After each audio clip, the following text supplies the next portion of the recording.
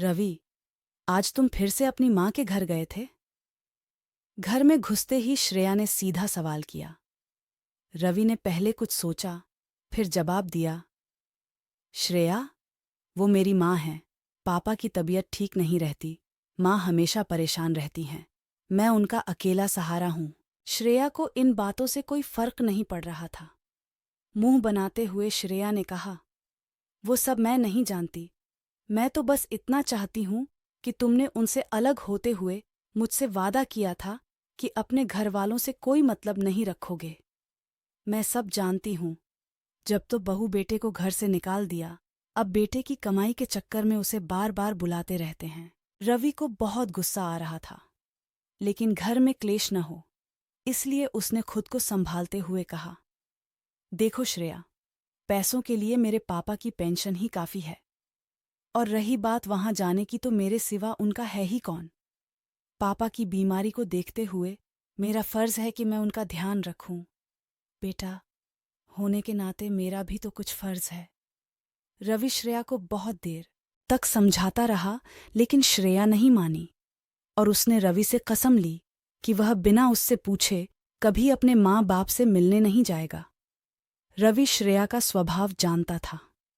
अगर उसके मन का काम न करो तो वह बहुत ज्यादा गुस्सा हो जाती है और डिप्रेशन में चली जाती है, जहां तक कि आत्महत्या भी करने का विचार करने लगती है।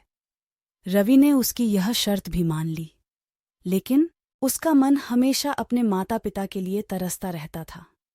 उसे आज भी याद है कैसे पापा ने अपना पेट काट कर उसे पढ़ाया लिखाया, रवि की हर इच्छा पूरी की, जहां तक कि रिश्तेदारों के दबाव में न आकर रवि को अपनी पसंद की लड़की से शादी करने की इजाजत दी।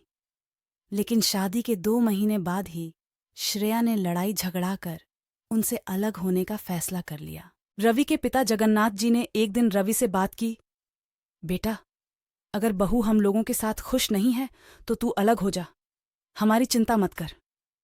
ये सुनकर रवि ने कहा, पापा, अब जब मुझे आपका ध्यान रखना चाहिए, आप चाहते हैं आपको बेसहारा छोड़ दूं।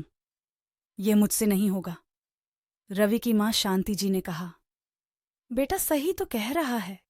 यह बहू को समझाएगा तो वह भी धीरे धीरे मान जाएगी। आपकी भी तबीयत ठीक नहीं रहती। जगन्नाथ जी ने शांति को चुप कराते हुए कहा, कैसी बात करती हो तुम? वह नए जमाने की मॉडर्न लड़की है। आजकल हर किसी को प्राइवेसी चाहिए होती है। जाने दे इनको।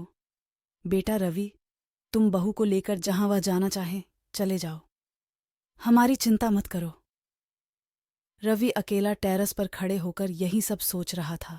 तभी फोन की घंटी बजी। दूसरी तरफ माँ थी। उनकी आवाज लड़खड़ा रही थी, बेटा, रवि न जाने तेरे पिता को क्या हो गया।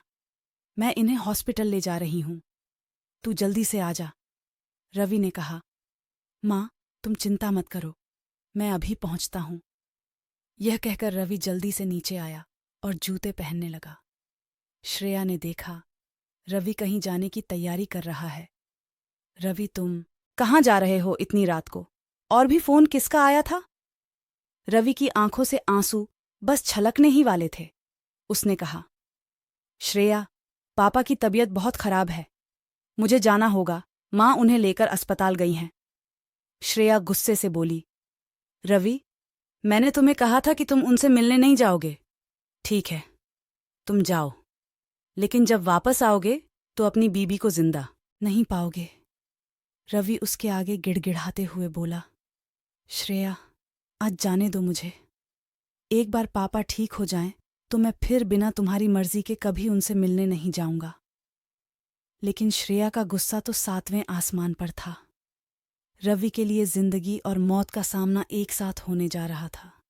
एक तरफ उसका फर्ज उसे बुला रहा था, दूसरी तरफ उसका प्यार उसे फर्ज निभाने से रोकने के लिए मरने को तैयार था। श्रेया, तुम्हें मरना है तो मर जाओ, मैं अपने पापा को इस हाल में नहीं छोड़ सकता। रवि के मन में ये विचार बार बार आ रहा था, लेकिन वह इसके लिए जुबान न खोल सका। कहीं श्रेया ने सचमुच कुछ गलत कर लिया तो क्या होगा? यही सोचकर वह चुप रह गया। रवि ने जल्दी से अपने दोस्त राहुल को फोन किया। राहुल, मेरे भाई, मैं कहीं फंसा हुआ हूं। मेरे पापा हॉस्पिटल में हैं। तू उनके पास पहुंच जा और जितने भी पैसों की जरूरत पड़े मुझे बता दियो, मैं भेज दूंगा। और मुझे हर 1 घंटे में फोन कर उनका हाल बता देना प्लीज। राहुल यह सुनकर बोला, भाई तू चिंता मत कर, मैं अब भी पहुंचता हूं। और पैसों की चिंता मत कर, मैं सब संभाल लूंगा। रवि की आंखों से झरझर आंसू बह रहे थे, लेकिन श्रेया उसकी परवाह करे बगैर किचन में काम करने चली गई। रवि अपने बेडरूम में जाकर तकिए में मुंह छिपाकर रोता रहा। कुछ देर बाद उसने राहुल को फोन किया, लेकिन राहुल का फोन नहीं लग रहा था। रवि और बेचैन हो गया। तभी उसे ध्यान आया कि हो सकता है पापा आईसीयू में हों, वहां फोन बंद रखना पड़ता है। इसी तरह अपने आप को समझा रहा था। कुछ देर बाद श्रेया आई और बेड के एक तरफ मुंह फेर कर सो गई, जैसे रवि को गुनाह करने जा रहा था, जिसे श्रेया ने पकड़ लिया।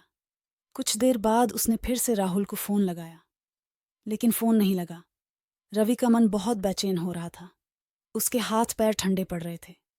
वह अपने आप को कोस रहा था कि क्यों उसने श्रेया से प्यार किया और आज तक उसकी हर जिद मानता रहा, जबकि उसे उसकी किसी बात से कोई फर्क नहीं पड़ता। कुछ देर बाद फोन की घंटी बजी। क्या बात है राहुल पापा, कैसे हैं? तेरा फोन नहीं लग रहा था। राहुल का फोन देखते ही रवि ने एक ही सांस में सारे सवाल पूछ डाले। राहुल बहुत घबराहट में बोला, रवि संभाल, अपने आप को तू ही टूट जाएगा तो बाकी परिवार को कौन संभालेगा?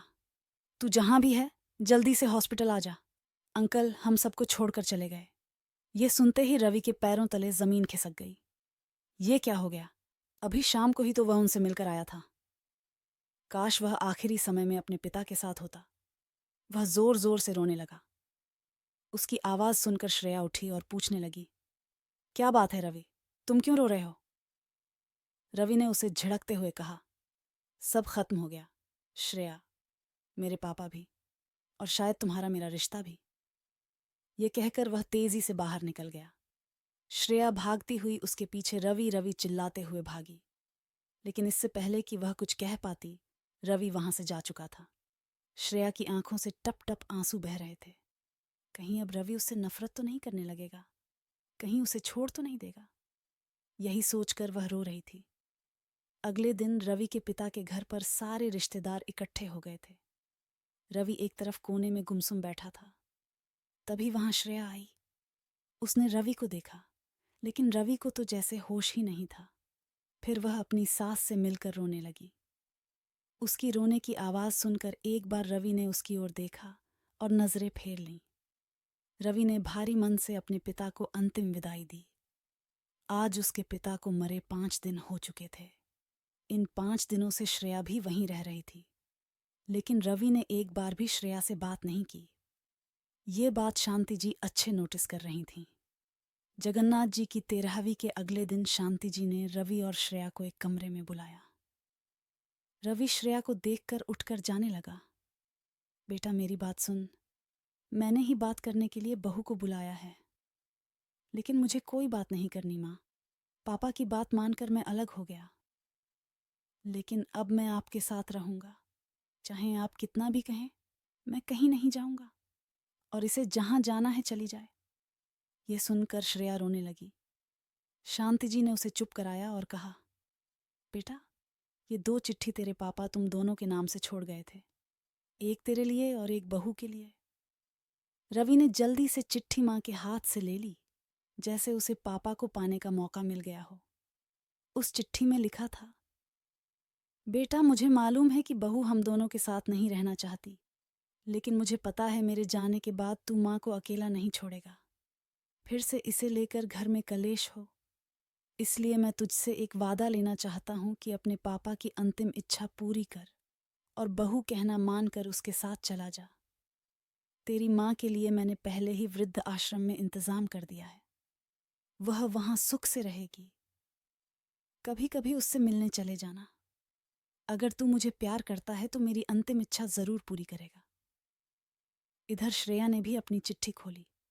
उसमें लिखा था, बेटी तू चिंता मत कर, मेरा बेटा भावना में बह जाता है। मैं जानता हूं वह मेरे बाद यहां रहने की जिद करेगा, तुमसे लड़ाई भी करेगा, लेकिन तू चिंता मत कर, मैं चाहता हूँ तुम दोनों हंसी खुशी रहो। मेरी चिट्ठी पढ़ने के बाद वह तेरे साथ चलने के लिए राजी हो जाएगा। मेरा आशीर्वाद हमेशा तुम दोनों के साथ रहेगा। चिट्ठी पढ़ते ही श्रेया रवि के पैरों में गिर गई। रवि, मुझे माफ कर दो। ससुर जी जैसे देवता को मैंने उनके बेटे से अलग किया। इसकी सजा मुझे मिलनी ही चाहिए। तुम मुझे तलाक दे दो। शांति जी ने श्रेया को उठाकर गले से लगा लिया। खबरदार बहू, जो फिर कभी ऐसी बात कही। तुम्हारे ससुर जी का एक ही सपना था कि तुम दोनों सुख से रहो। आज वो तुम दोनों को देखकर कितने दुखी हो रहे होंगे। श्रेया शांति जी के पैरों में गिर गई। मां जी, अब मैं हमेशा आपके साथ रहूंगी। रवि भी रोकर मां से लिपट गया। नहीं मां, मेरे रहते तुम वृद्ध आश्रम नहीं जाऊंगी।